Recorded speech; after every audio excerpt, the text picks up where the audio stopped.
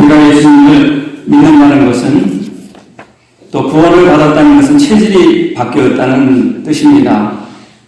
신분이 바뀌었다는 뜻입니다.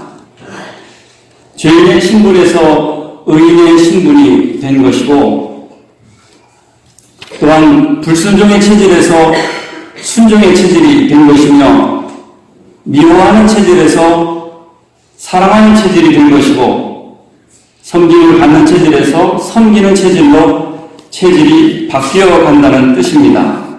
이미 바뀌었고 또 바뀌어 가는 중입니다. 성경은 우리가 예수를 믿기 전에, 하나님의 은혜 안에 있기 전에 불순종의 아들들이라고 우리에게 말씀합니다. 그러나 이제는 성령의 사람이 되었고 순종의 사람이 되어서 하나님의 뜻을 받드는 사람이 되었던 것입니다. 오늘의 제목, 먼저 하나님께 순종하라. 이 말씀은 우리 삶의 최우선을 하나님께 두는 것을 말하죠. 그러나 이것은 부모에게 순종하고 국가의 권위에 순종하고 영적 질서에 순종하는 것을 하지 않는 핑계가 될 수가 없습니다. 하나님께 순종하는 사람은 부모에게 순종합니다. 영적 권위와 바른 질서와 나라의 질서에 순종합니다. 단 하나님의 뜻과 배치될 때는 고난을 감수하고라도 세상 권력에 순종하지 않고 하나님께 순종하는 길을 택하라는 뜻이지, 세상 권력과 사람에게 불순종하기를 밥 먹듯 하라 또는 순종하지 않는 핑계로 말하고 있는 것이 아닙니다. 지난주에 우리는 부활주의를 맞이하였습니다. 예수님께서 부활하시고 승천하셔서 성령님을 보내주셔서 이 땅에 교회가 탄생을 하였습니다. 교회는 폭발적으로 성장을 하였습니다. 성령이 임하여서 권능 가운데 수천 명이 주님께로 회개하고 돌아오는 역사가 일어났습니다. 나면서 안전뱅이가 된 사람이 일어나고 수많은 병자들이 고침을 받는 표적과 기사가 일어났습니다. 그러나 오늘 우리가 읽은 본문에는 사탄이 그것을 방해하고 반대하는 박해와 핍박이 시작되는 것을 보게 됩니다. 그래서 존 스토트 목사님은 그의 사도행전 주석에서 오늘 우리가 읽은 본문의 그 부분들을 이렇게 말합니다. 사탄이 카운터 어택, 사탄의 반대 공격, 카운터 어택이 시작이 되었습니다. 우리가 신앙생활하는 것은 갈등이 없는 것이 아니라 영적 싸움이 시작된 걸 말합니다. 하나님의 뜻을 따르다 보면 어둠의 세력과 사탄의 공격과 유혹과 방해가 당연히 있는 것입니다. 지난 시간에 십자가와 부활은 동전의 양면이라고 했습니다. 부활이 없는 십자가가 없는 것이며 십자가 없는 부활, 십자가 없는 영광은, 고난 없는 영광은 없는 것입니다. 마찬가지로 우리 인생의 부흥과 성장은 박해와 고난과 동전의 양면입니다. 고난 가운데 믿음이 성장하는 것이고 또 시련 가운데 박해 가운데 교회는 부흥해 왔던 것입니다. 그 놀라운 고난과 시련을 이길 수 있는 원동력은 바로 주님께서 보내주신 성령님인 것이죠. 성령님을 보내주셨다는 것은 주님이 부활하셔서 승천하시고 우리에게 성령님을 보내주셨다는 것입니다. 부활하지 않으셨다면 성령님을 보내주시지 못하셨을 것입니다. 우리는 부활 이전에 예수님께서 공회 재판장에서 수모를 당하고 능욕을 당하고 그리고 사형 언도를 받은 그 재판장을 떠올리기를 원합니다. 그때 베드로가, 많은 제자들이 도망갔지만 베드로가 멀찍이 예수님을 따랐지 않습니까? 그 자체도 참 인간적으로는 대단합니다. 자기는 죽어도 예수님을 배반하지 않겠다고 그랬는데 그래도 나를 반쯤은 지키려고 예수님을 멀찍이 따라갔습니다. 예수님이 채찍에 맞고 능력을 당하고 재판을 받을 때 베드로는 밤중에 불을 쬐고 있었습니다.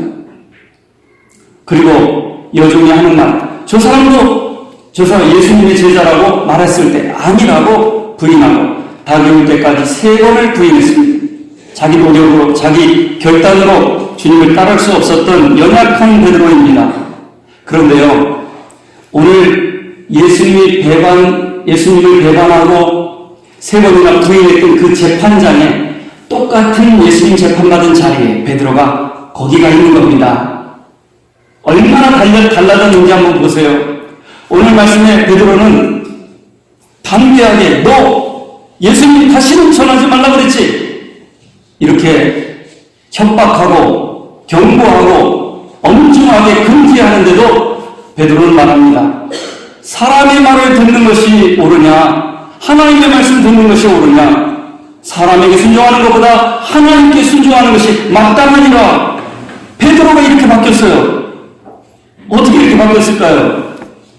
겁쟁이 베드로가 계집 정도 두려워했던 비겁한 베드로가 어떻게 예수님이 재판받던 그 자리에 대제사장과 나라의 지도자들이 모여있는 그 재판장에서 이렇게 바뀔 수가 있냔 말이죠. 똑같은 재판장에서 놀라운 변화가 일어났던 것입니다. 우리는 그 사실에 주목하면서 오늘 말씀을 보게 됩니다. 교회의 놀라운 성장 뒤에는 하나님의 표적과 기사가 따랐습니다. 기이한 일들이 따랐습니다.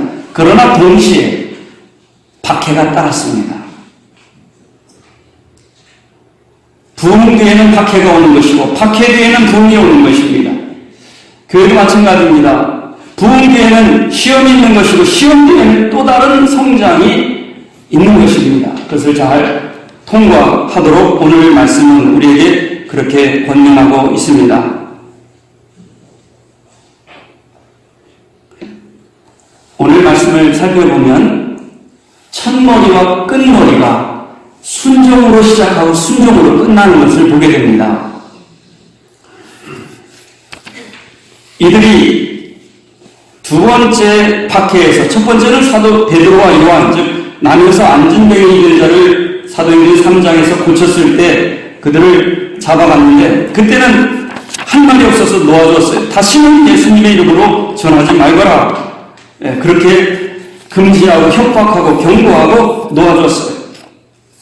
그런데 이번에는 더 박해가 커져서 예수님 믿는 사람들이 많아지고 병자들이 낫고 하자 사도들까지 잡아왔습니다. 왜 그랬냐? 이유가 17절에 저들의 마음에 시기가 가득해서 그래서 잡아왔습니다.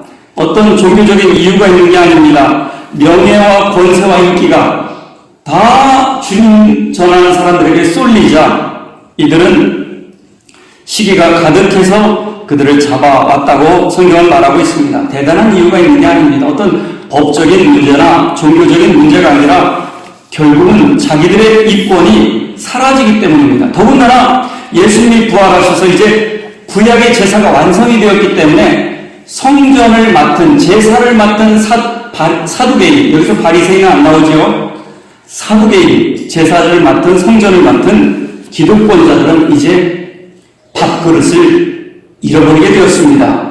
경제적인 타격을 받게 되었습니다. 따라서 하나님의 일을 생각하는 게 아니라 자기 밥그릇이 줄어든다고 시기가, 질투가, 분노가 가득할 수밖에 없었던 것입니다. 그러나 이러한 감옥에 집어넣는 사건 중에도 놀라운 일이 일어났습니다. 우리 19절 함께 읽겠습니다. 주의 사자가 밤에 옥문을 열고 끌어내어 이르되, 주님의 사자가 밤중에 옥문을 여시고 사도들을 풀어주었습니다. 아이러니하게도 여기는 유머가 담겨 있는데 바리새인은 부활과 천사들을 믿는 그런 종교 집단이죠. 그러나 사두개인은 부활을 믿지 않습니다. 천사를 믿지 않습니다. 믿지 않는 자에게 주의 천사가 버젓이 나타났다는 사실이 이 성경에 담긴 유머입니다. 주의 천사가 밤에 옥문을 열고 저들을 풀어주었습니다. 놀라운 하나님의 역사가 박해 가운데 나타났던 것입니다. 하나님께서는 주의 일을 하는 사람들을 이렇게 도우십니다. 주의 사자들을 도우십니다. 그런데 놀라운 것은 주의 사자들 때문이 아니라 교회 때문에 주의 사자를 지키는 겁니다. 주의 일을 하는 사람들을 하나님께서 보호하시는 것은 그 사람들을 위해서가 아니라 교회를 하나님이 책임지시기 위해서 보호하시는 거죠. 오늘날 현대인들은 이 말을 설득력 있게 이해하려고 이렇게 해석을 합니다. 즉, 간수 중에 또는 공회 재판장에 재판을 했던 사람 중에 예수 믿는 사람들에게 동정을 해서 누가 밤중에 몰래 문을 열어주었을 것이다. 이렇게 해석을 합니다. 그것이 오늘 사람들에게 도움은 될지 몰라도 뒤를 보면 그게 맞지가 않습니다. 주의 천사가, 하나님으로부터 온 천사가 저들에게 명령을 하기 때문입니다. 우리 20절을 함께 읽겠습니다. 가서 성전에 서서 이 생명의 말씀을 다 백성에게 말하라 하네. 그 명령은 성전에 가서 이 생명의 말씀, 예수 그리스도의 십자가 사건과 부활 사건에 담긴 영생의 의미를 구약의 율법이 성취되었다는 사실을 백성들에게 남김없이 빼놓지 말고 모두 가르치고 전해라, 증거하라 하는 명령을 하셨다는 사실입니다. 이 말씀에 제자들은 그 말씀을 듣고 새벽에 성전에 들어가서 가르쳤습니다. 여기서 제자들이 즉시 순종한 걸 보게 되죠. 새벽에 가서 사람들이 있을까 말까 한데 새벽에 가서 성전에 들어가서 가르쳤습니다. 즉 주님의 음성에 즉각적으로 순종했던 우리 사도들의 모습을 보게 됩니다. 여기서 이들을 풀어준 하나님의 때와 하나님의 방법과 목적을 생각해 보게 됩니다. 아니, 이왕이면, 그런 능력이 있는 하나님이면 감옥 갈 때 안 가게 하시면 될 걸. 왜 감옥에 가게 하신 다음에 그 다음에 풀어주는 겁니까? 그리고 뒤에 채찍질하는 사람 손이 부러지거나 그런 역사가 나타나면 저들도 하나님을 두려워할 텐데 왜 그런 일은 일어나지 않는 겁니까? 또 비방하고 협박하는 사람들에게 입이 벙어리가 되게 하면 그때 하나님의 살아계심을 더 나타날 텐데 왜 그렇게는 하지 않는 것입니까? 여러 가지 우리 생각을 하지만 그것은 우리 생각이고 하나님의 역사하신 뜻이 따로 있었습니다. 이 하나님의 표적에는 목적이 있단 말이죠. 보세요. 저들이 새벽에 가서 전했지만 오후에는 잡혀왔어요. 이러한이면 풀어줄 때 도망가라고, 멀리 도망가라고, 편안하라고 기적을 베풀면 좋겠는데 잡혀왔단 말이에요. 왜 그랬을까요? 하나님의 표적을 나타내는 목적은 목적이 있기 때문이에요. 목적. 하나님의 말씀을 증거하기 위해서 표적을 나타내는 것이고 저들을 풀어주었다는 것을 말하고 있습니다. 사명 때문에 풀어준 것입니다. 그런데 이 표적에는 역설이 있습니다. 또 잡혀왔거든요. 우리가 간절히 기도해서 사업에 실패해서 질병에서 구원과 치유함을 받았지만 또 병 걸려 죽거든요. 근데 무슨 의미가 있습니까? 하나님의 살아계심을 분명하게 증거해주고 있다는 사실입니다. 이 하나의 사건이 교회와 제자들에게는 하나님의 살아계심을 증거하는 사건입니다. 그런데 보면 이게 얼마나 귀한 사건이냐 하면 뒤에 제자들은 전부 세례 요한도 목베임을 당했죠. 첫 사도인 야고보도 목베임을 당했죠. 베드로도 십자가에 처형을 당했죠. 사도 바울도 로마 감옥에서 목베임을 당했죠. 전부 순교했어요. 그러나 이 옥문을 열어준 사건, 그것은 저들을 편안하게 하고자 함이 아니라 하나님의 말씀을 증거하기 위해서 이런 표적을 행했다 하는 것을 주님께서 말씀해 주고 계십니다.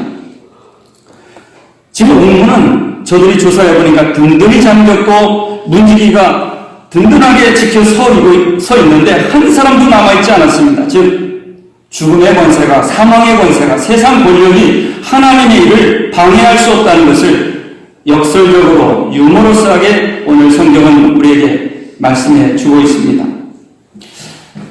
여러분도 질병 가운데, 고난 가운데 하나님께 서원한 적이 있으십니까? 하나님, 이번만 고쳐주시면 내가 하나님을 위해서 남은 생을 드리겠습니다. 이 문제만 해결해 주시면 내 인생을 주님께 바치겠습니다. 지나가면서 그렇게 서운한 적 있으십니까? 그 서원 꼭 기억하시고 지키시기 바랍니다. 서원을 지키는 자에게 복이 있습니다. 그때 구해주신 이유가, 우리에게 복을 주신 이유가 하나님의 사명 감당하도록 하나님께서 응답하셨다는 사실을 여러분 오늘 말씀을 통해서 꼭 기억하셔야 되겠습니다. 그냥 이런 표적과 기사가 자기 편안할 때 마음대로 일어난 게 아니라 거기에는 내가 너를 구원하고 풀어준 이유는 하나님의 사명을 감당하라고 풀어준 것이다. 이 메시지가 있는 거예요. 그 다음에는 이런 일이 일어나지 않았습니다. 저들이 능력을 받고 박해를 받고 순교를 당하기까지 어려움을 겪었다는 사실을 명심하고 잊지 말아야 됩니다. 이 표적의 이유는 하나님의 사명을 감당하기 위해서 하나님께서 우리에게 역사하셨다는 것입니다. 이 생명의 말씀을 전부 전하라, 예수 그리스도를 전하라 하는 것이죠. 그래서 저들은 성전에 가서 새벽에 하나님의 말씀을 증거합니다. 그런데 이들이 왜 이렇게 감옥에 갇혔을까요? 왜 그들을 잡아놓을까요? 종교당국이 그렇게 말합니다. 다시는 예수님의 이름으로 말하지도 말고 가르치지도 말라고 사장에 그렇게 경고를 엄중하게 하였던 것입니다. 그때 베드로의 대답은 우리가 하나님 앞에서 너희의 말을 듣는 게 옳은가? 하나님의 말씀을 듣는 것이 옳은가? 우리가 보고 들은 것을 말하지 아니할 수 없느니라. 그러면서 풀려났어요. 베드로가 이렇게 바뀐 것은 베드로가 하나님 앞에서 살아가는 경건한 마음이 있었다는 것입니다. 예수님의 부활을 경험하고 부활하신 주님이 자기와 함께하고 있기 때문에 죽음도 두려워하지 않았던 것입니다. 그리고 성령의 사람이 되어 성령으로 충만하여서 그 예수님의 십자가 부활 사건이 나를 위한 사건이라는 하나님의 은혜를 깨달아 베드로가 변화되었던 것입니다. 베드로는요 3년 동안 예수님과 같이 다녔어요. 3년 동안 예수님의 가르침을 직접 받았어요. 근데 그는 변화되지 않았습니다. 베드로가 변화된 것은 성령을 받았을 때입니다. 사도행전 1장 8절에 오직 성령이 임하시면 너희가 권능을 받고 예루살렘과 온 유대와 사마리아 땅끝까지 이르러 내 증인이 되리라. 성령을 받았기 때문에 여러분 성령님을 사모하시기 바랍니다. 성령님을 영접하시기 바랍니다. 성령님께 순종하시기 바랍니다. 그러면 변화가 일어나는 거예요. 지식으로만 되는 게 아니에요. 지식도 중요한데 성령님이 그 말씀 가운데 역사해야 되는 겁니다. 그럴 때 베드로가 이렇게 놀라운 사람으로 용기 있는 사람으로 부활의 증인으로 변화되었던 것입니다. 여러분 증인은요 지금 베드로가 설교하는 게 아닙니다. 증거하는 거예요. 이게 무슨 차이입니까? 자기 사상이나 체험을 깨달음을 말하는 게 아니에요. 자기가 보고 들은 것을 확실하게 부활 사건을 십자가 사건을 지금 말하고 있는 거예요. 증인의 자격이 있습니다. 부활의 증인의 자격이 있는데요. 그것은 그 사건에 대한 확신이 있어야 됩니다. 증인은 사건을 분명히 보고 알아야 되지 어렴풋하게 알아서는 안 됩니다. 따라서 우리 복음의 증인들은 예수님이 누구신가, 십자가와 부활이 어떤 의미가 있는가, 구원을 어떻게 성취하셨는가 분명히 알고 그 구원 사건에 우리가 확신을 가질 때 부활의 증인이 될 수가 있습니다. 그리고 부활의 증인은 증거하는 사람에 대한 사랑하는 마음이 있어야 증거할 수 있습니다. 아니 법정에 증인으로 출두하라는데 시간도 없지요. 가서 상대편한테 욕도 들을 수 있지요. 아니 왜 거기 휘말리겠습니까? 그러나 예수님을 사랑하는 마음이 있기 때문에 제자들은 예수님의 부활을 목격하였기 때문에 뛰어든 것입니다. 마지막으로 부활의 증인은 순종하는 용기가 있어야 됩니다. 성령님께서 전하라 한 대로 전했던 것입니다. 베드로는 이 생명의 말씀을 전부 다 백성에게 말하라. 그 사명을 받고 가르치기 시작했습니다. 오늘날 우리가 하나님의 복음을 배우고 가르치고 전하는 이유는 하나님의 명령이기 때문에 순종하는 것입니다. 제자들이 그랬던 것처럼 하나님의 명령에 지금 싹이 열매가 맺든지 안 맺든지 환경을 생각하지 않고 때를 얻든지 못 얻든지 복음을 전파하는 것이 하나님의 명령이요 우리는 우리가 맡겨진 사명을 다할 뿐입니다. 그런데 복음을 전하다 보면 자연스럽게 예수님을 나무에 달아 하나님의 저주받은 자로 십자가에 못 박은 사람들이 피해를 입습니다. 그렇죠? 너희가 나무에 달아 십자가에 죽인 예수님이 하나님께서 그를 다시 살리셔도다. 이 복음을 전하면서 십자가에 못 박힌 사람들의 문제가 드러나기 시작합니다. 당연히 이 사람들은 가로막지. 하나님의 일을 생각하지 않으니까 자기 손해가 되니까 당연히 저들을 입을 막는 거죠. 그렇기 때문에 저들을 잡고 체포하고 박해하고 채찍질 하였던 것입니다. 자, 오늘 본문의 첫 머리에 주님의 사자가 이 생명 말씀을 다 백성에게 말하라 명령하신 대로 그들은 새벽에 그 말씀을 듣고 순종해서 나갔습니다. 얼마나 즉시 바르게 순종했는가 우리가 보게 됩니다. 두 번째, 오늘 본문의 끝부분은 베드로와 사도들이 그들 앞에서 고백합니다. 너희들 예수님 전하지 말라고 했어 안 했어? 들었어 못 들었어? 니네들이 전하면 우리 책임이 돌아오는 거 알 텐데 우리를 모욕하는 거 아니냐? 이렇게 저들을 신문할 때에 베드로와 사도가 이렇게 말합니다. 29절을 함께 읽겠습니다. 베드로와 사도들이 대답하여 이르되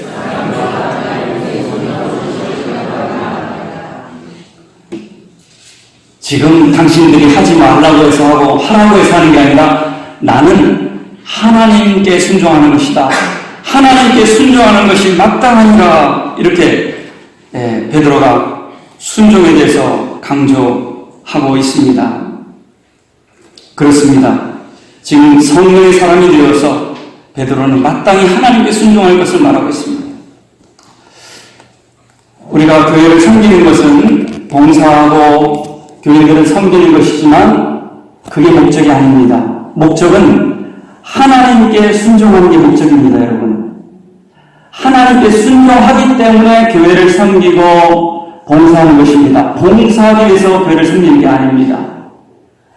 따라서 우리 모든 하나님의 백성들과 주의 종들은 하나님께 순종해야 됩니다. 그러므로 하나님의 질서를 이루고 하나님의 영광을 돌리며 열매를 맺게 되는 것입니다. 사람의 인기나 평가에 따라서 교회를 섬기고 안 섬기고가 아니라 하나님 앞에 순종하기 위해서 섬긴다는 사실을 명심해야 되겠습니다. 따라서 하나님과의 수직적인 관계를 생각하면서 낙심하지 말고 우쭐하지 말고 하나님의 일을 감당해야 되는 것입니다. 부활의 증인이라는 말은 증인, 목격자 이 말은 그 어원이 순교자하고 똑같아요. 마터라는 말이 영어의 순교자라는 뜻인데 증인은 본대로 들은 대로 죽음이 앞에 놓여 있어도 그대로 말할 뿐이지 목숨을 걸더라도 진리를 바꿀 수는 없는 거예요. 부활의 증인은 순교적인 각오로 그대로 감당하는 그 길을 걸어가는 사람들입니다. 사람들의 위협과 또는 협박에 굴하는 것이 아니라 인기나 영합에 바뀌는 것이 아니라 그 진리를 그대로 따라 순종하는 것입니다. 그래서 사도 베드로는 말합니다. 4장에서 그렇게 말합니다. 내가 하나님 앞에서 사람의 말을 듣는 것이 하나님의 말씀을 듣는 것보다 더 옳은 것이냐? 아니다. 오늘 말씀을 결론을 내립니다. 사람보다 하나님께 순종하는 것이 마땅하니라. 이렇게 결론을 내립니다. 우리 모든 주의 종들은 하나님께 순종하는 것이 복음 증거자의 기초입니다. 순종하는 마음, 하나님께 순종하는 마음이 복음 전도의 기초입니다. 여러분은 교회 일을 할 때 사람을 보고 하십니까? 아니면 하나님께 순종하는 마음으로 자기에게 맡겨진 사명을 감당합니까? 우리가 환경을 볼 때가 있죠. 사람을 볼 때가 있죠. 그러나 오늘 말씀을 기억하시기 바랍니다. 주인을 하는 사람은 하나님께 순종하기 때문에 교회를 감당하는 것입니다. 이것을 우리가 잊지 말아야 하겠습니다. 32절 말씀을 함께 읽겠습니다. 우리는 이 일의 증인이요 하나님이 자기에게 순종하는 사람들에게 주신 성령도 그러하니라 하더라. 하나님이 성령을 누구에게 주신다고요? 오늘 말씀을 꼭 기억하세요. 하나님께 순종하는 사람들에게 성령을 주세요. 다른 방법은 없어요. 하나님의 말씀에 진리에 순종하는 사람들에게 성령 충만함을 주십니다. 베드로와 사도들은 예수님의 복음을 증거합니다. 너희가 나무에 달아 죽인 예수를 우리 조상의 하나님이 살리셨고 이스라엘에게 회개함과 죄사함을 주시려고 그를 오른손으로 높이사 임금과 구주로 삼으셨느니라. 이게 구원받는 신약시대 조건이었습니다. 로마서 10장 9절에 예수님을 구주로 고백하고 예수님께서 십자가에 죽으신 것과 다시 살아나신 것을 믿으면 너희가 구원을 얻으리라. 예수님이 구주가 되신다. 십자가에 대속의 주님을 나를 위해서 죽으셨다. 부활하셨다. 이 세 가지가 복음의 내용이고 구원받는 조건입니다. 이번 저희가 피택자, 취임자 교육을 하고 다음 주에 구원 간증을 나누려고 준비하고 있습니다. 이 구원 간증은요, 예수 생명 씨앗이 있으면 열매는 자동으로 있게 되는 겁니다. 어떻게 섬기라, 어떻게 하라, 그걸 이전에 예수 그리스도를 고백하는 바른 기초 위에서 자연스럽게 성령의 역사가 나타나기 때문에 이 구원 간증을 하는 사람들과 듣는 교회가 복을 받고 교회가 든든히 서가게 되기를 주님의 이름으로 축복을 드립니다. 잘 감당할 수 있도록 준비하는 사람, 또 우리 교우들이 함께 기도하는 시간이 되기를 원합니다. 그런데요, 마지막으로 이렇게 하나님의 복음을 전하라는 말에 순종했는데 그러면 복이 왔을까요? 먼저 하나님께 순종하라. 그럼 세상에서 복이 와야 될 거 아닙니까? 여기에 진짜 순종의 기준이 있어요. 안 그래요? 이런저런 회의 끝에 베드로와 사도를 채찍을 때려서 옷을 벗기고 아마 40의 가만 내 하나 49대까지 때리는 채찍질을 하지 않았는가 봅니다. 그리고 풀어줬어요. 40대가 되면 이건 인간이 아니라 짐승이기 때문에 하나를 감해라. 인간은 인간이다. 죽일 수는 없다. 그런 뜻이죠. 채찍질해서 보냈어요. 그런데 사도들이 주의 이름을 위하여 능욕당하는 것을 합당한 자로 여기심을 받았더라. 기뻐하면서 나갔다. 그렇게 돼 있어요. 하나님께 순종했으니까 이제는 사람들의 칭찬이 있을 것이다. 그렇지 않았어요.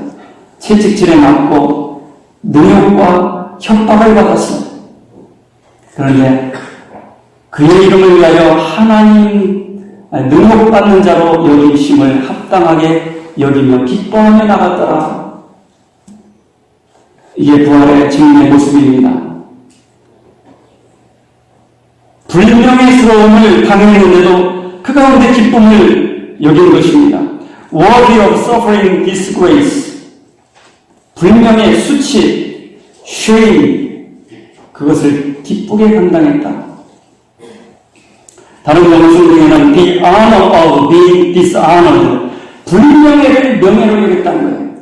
The honor of being dishonored. 불명예를 명예스럽게. 세상의 고난을 칭찬으로. 세상의 고난을 하나님의 칭찬으로. 세상의 박해를 하나님의 영광으로 여기며 나갔다는 거예요. 그것이 성령에 순종하는 용기를 가진 사람의 모습입니다. 하나님께 순종했다고 얄팍하게 사람들이 인기가 생긴 게 아니었어요. 인기를 얻은 게 아니었어요. 그러나 마음에는 놀라운 성령님의 충만함과 기쁨이 있었던 것입니다. 나를 위해서 죽으시고 나를 위해서 부활하신 주님을 위해서 목숨을 바쳐도 아깝지 않는 사명을 발견하였던 것입니다. 그리고 날마다 예수는 그리스도라고 가르치고 증거하며 집에서도 가르치고 성전에서도 가르치고 집집마다 증거하는 복음의 사도들이 되었던 것입니다. 교회는 예수 그리스도를 배우고 전하는 곳입니다. 예수님이 교회 우리 인생의 반석이 되어야 합니다. 오늘 말씀은 저와 여러분이 우리 교회가 시련을 맞을 때 하나님의 살아계심을 체험하는 기회로 알고 하나님께 영광을 돌리는 기회로 삼으라고 말씀하고 있습니다. 오히려 중요일을 하다가 불명예를 당하고 수치와 능력을 당해도 그것을 하나님의 칭찬이요 하나님 앞에서 명예스러운 일로 알고 기뻐하라고 말씀합니다. 예수님이 마태복음 5장의 10절 말씀에 팔복을 말씀하셨어요. 의를 위하여 핍박을 받는 자는 복이 있나니 천국이 저희 것이니라. 아멘. 기도하겠습니다. 하나님, 순종하는 자에게 성령을 주시고 하나님께 순종한다고 해서 당장 세상에서 칭송과 인기가 생기는 것은 아니지만 오히려 고난을, 불명예와 수치를 기쁨으로 여기며 하나님의 앞에서 영광으로 여기며 기뻐하면서 의를 위해서 핍박을 받았던 초대교회 사도들과 같이 오늘날 세속화된 우리 한국교회 사람과 또 권력에 영합하는 우리의 속물적인 근성이 역사하는 이 시대에 하나님의 진리를 따라서 핍박과 고난이 있다 할지라도 그것을 기쁨으로 여기며 명예스럽게 여기며 하나님의 칭찬으로 여기며 하나님께 순종하며 나가는 우리 교회와 성도님들이 되게 하여 주옵소서. 예수님의 이름으로 기도드립니다. 아멘.